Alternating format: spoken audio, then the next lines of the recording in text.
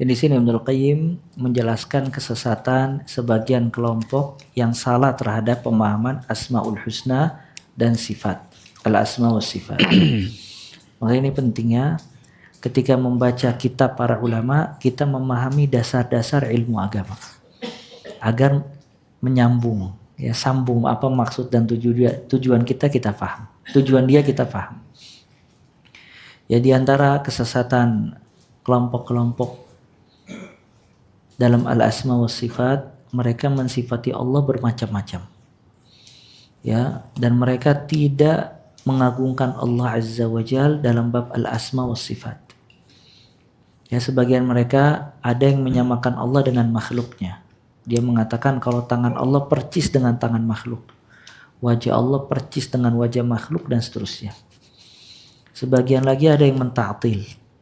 Ta'til itu mengkosongkan sifat Allah. Allah memiliki tangan tanpa tangan. Karena kalau kita bilang Allah punya tangan, dia sama seperti makhluk. Kalau Allah tidak memiliki tangan, Allah mengatakan dia punya tangan. Jadi ta'til atau tafwid, dikosongkan maknanya. Sebagian mengingkari mengingkari sifat-sifat Allah Azza wa Jalla.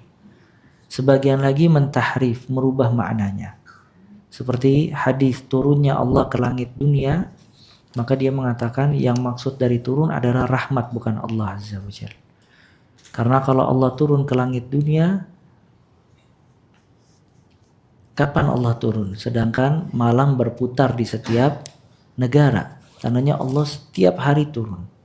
Nah, orang-orang yang berkata seperti ini dan memiliki pemahaman seperti ini, mereka tidak mengagungkan Allah Azza wa Jalla. Karena Allah tidak sama dengan makhluk. Perbuatan Allah tidak sama dengan perbuatan makhluk. Walaupun namanya sama, namun hakikatnya berbeda. Maka Allah Ta'ala berfirman, laisa kamitslihi syai' wa huwas sami'ul basir. Allah tidak sama dengan apapun juga, dan dia maha mendengar lagi maha melihat. Ya, makanya ya ikhwah, ilmu yang paling besar dan agung itu ilmu al-asma wa sifat. Karena kalau orang belajar al-asma wa sifat, dia belajar tentang Allah Azza wa Jalla. Seorang anak, kenapa dia cinta sama orang tuanya? Karena dia tahu kesungguhan orang tuanya mencari nafkah, mendidik dia, menyekolahkan dia, menginginkan dari diri dia kebaikan. Karena dia tahu karakter orang tua yang baik, dia cinta sama orang tuanya, dia sayang. Dan walillah masalul a'la, Allah memiliki permisalan yang lebih tinggi. Kalau seandainya seorang hamba mengetahui Allah dan Allah lebih cinta kepada dirinya dibandingkan orang tua, dia cinta kepada dia. Dia mengetahui nama-nama Allah dan sifat-sifatnya secara detail, maka dia akan mencintai Allah, tidak mungkin diragukan lagi. Ya, tidak mungkin diragukan lagi. Kata Ibnul Qayyim rahimahullah, man 'arafa Allah bi asma'ihi wa sifatihi ahabbahu la mahala. Barang siapa yang mengetahui Allah lewat nama-nama dan sifat-sifatnya, pasti mencintai Allah, tidak mungkin dia tidak cinta. Makanya pentingnya di sini belajar al-asma was sifat, karena semua yang terjadi di alam semesta ini ada kaitannya dengan nama-nama dan sifat-sifat Allah Azza wa Jalla. Katakanlah seseorang belajar, maka belajar ada hidayah Allah, itu berasal dari nama Al-Hadi. Allah yang memberikan hidayah agar dia belajar.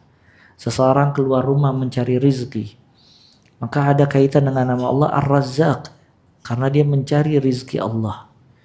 Ya, seseorang berdoa dan memohon kepada Allah, ya, maka ada nama Allah As-Sami' yang maha mendengar dan menjawab doa-doa hambanya. Makanya semua yang dilakukan manusia dan yang terjadi di alam semesta itu ada kaitannya dengan al-asma was sifat. Ya, maka dengan mempelajari al-asma was sifat, seseorang bertambah imannya dan mencintai Allah Azza wa Jalla.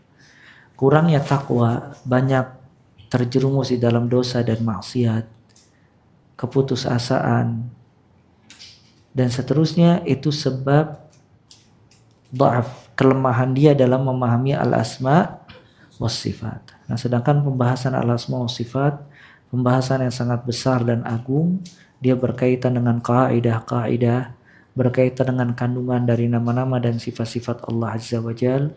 Kemudian juga berkaitan dengan bantahan terhadap firqah-firqah sesat seputar al-asma was sifat. Nah, di sini Ibnu Qayyim mengatakan di antara bahayanya mendengarkan syubhat kelompok-kelompok tadi yang sesat terhadap al-asma was sifat.